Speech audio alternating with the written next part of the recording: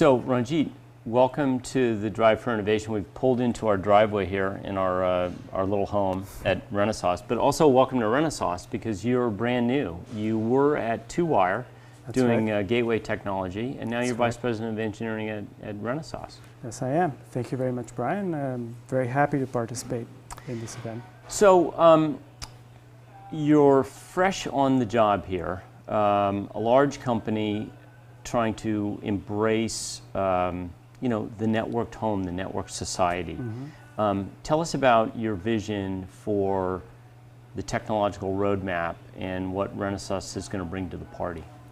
So Renesas, as you know, has been known as a leading MCU supplier. In fact, we're the #1 MCU supplier in the world. But what it's not been known for is some of the other components that go together in a system, such as analog and power parts, sensors, and of course the firmware that today drives a lot of these systems. So what I bring to this company is a system level approach as opposed to a part-wise, semiconductor component approach.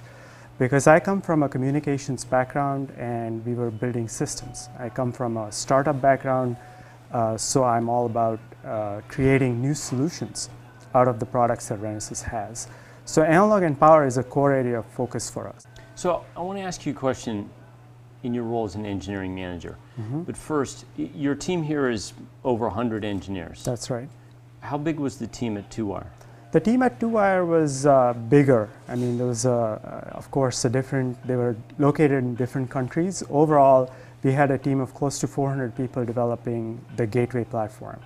But that was because obviously we were servicing more than 22 telcos worldwide. Right, right. Okay, so that's good to know, right? You've worked with very large engineering teams. Right. As we go around the country, we're always trying to find out how people are trying to stay or even get to the leading edge of innovation, mm-hmm. which is not always easy with a big team, That's right. especially a big engineering team. That's what right. are some of your tips and tricks and secrets to try to keep a large engineering team innovative? So I like to structure my team in two parts, in two halves. I like to have what I call as the advanced development team. This is the team where all the innovation, the forward thinking, the crazy innovation, the crazy kind of Google time happens, where people get to go off, do whatever they want, explore new areas, build a few prototypes, make mistakes, but come up with great solutions.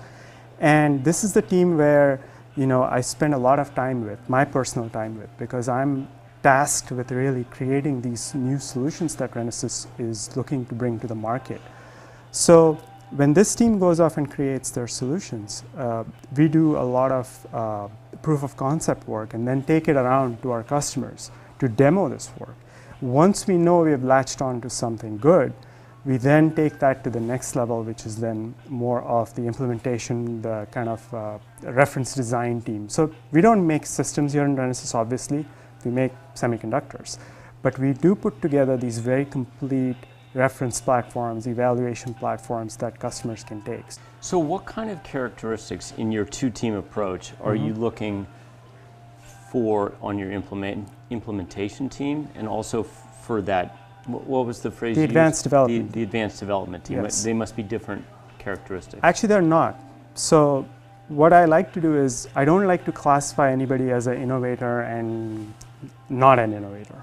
What I'm looking to do is motivate the team at the same time by having them mix these roles over a period of time. So I want to encourage every single engineer in my team to think outside the box, to come up with these new solutions, because I believe that every single engineer that is on my team is capable of coming up with these new solutions. They're all great guys. They've all got great backgrounds in different industries, and they can bring those backgrounds together and build these new products. So I'm looking for, like I said, outside the box thinking, but also a solid engineering discipline. When they go into the implementation mode, one of the things I want to stress very, very strongly here at Renesas is the fact that when you do system design, you're doing it like you're building a real product.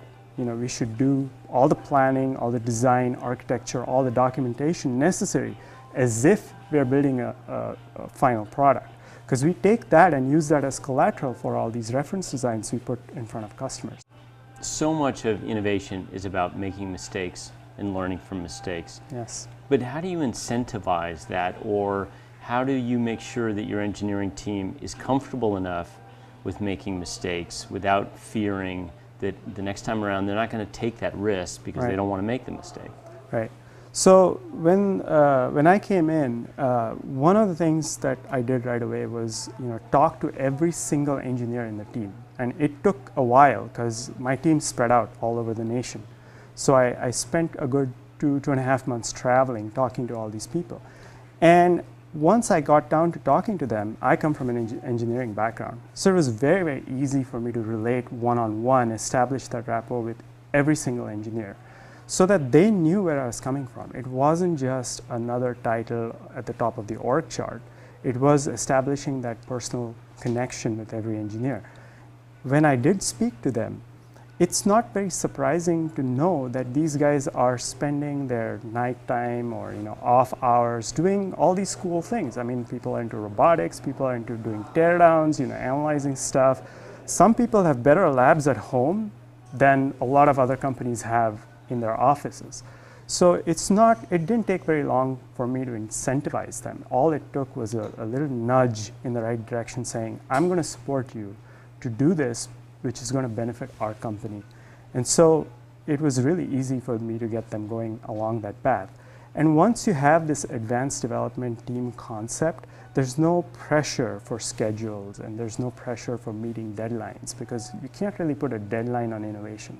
I mean, you give them enough time, you give them enough space, and they'll deliver. I mean, we've done some pretty interesting things in just the last 6 months that I don't take credit for. I mean, this is people who are working on projects that I just chose to put them in this advanced development team and give them the encouragement.